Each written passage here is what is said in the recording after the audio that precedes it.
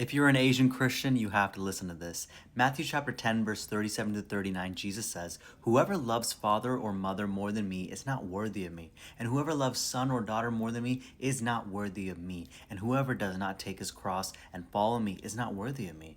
Whoever finds his life will lose, and whoever loses his life for my sake will find it." What does that even mean?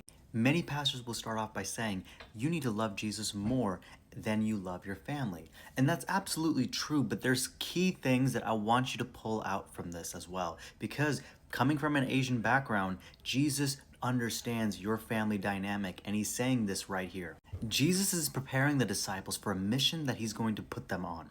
But this mission isn't going to bring unity and applause like the disciples were expecting, right? When a coming king comes, they're expecting to ride into glory. No, Jesus calls them out and says, hey, you are going to miss out on your relationships with your family. There's going to be division. There's going to be persecution. Jesus is preparing them for the future.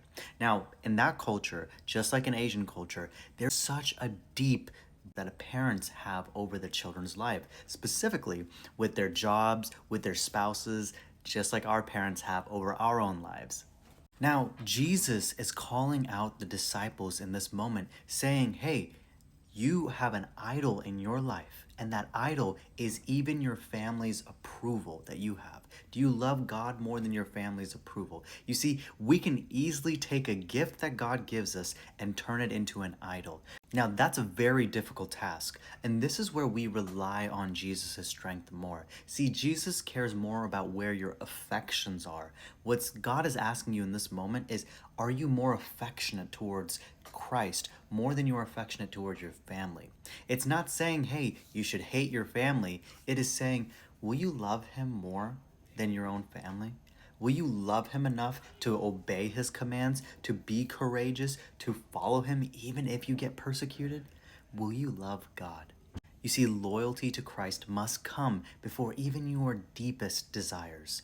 So when your family's expectation and Jesus' calling collide, we must pick God over our family. I know you have that immigrant dream where you want to retire your family and just give them millions of dollars. But when God is calling you into a completely different direction, we obey the Lord and seek his will first. And God may provide the very things that you've been praying for, but you must put him first over everything else. Because if you turn it upside down, you're going to live a life where you will regret it because of the natural consequences of disobeying God.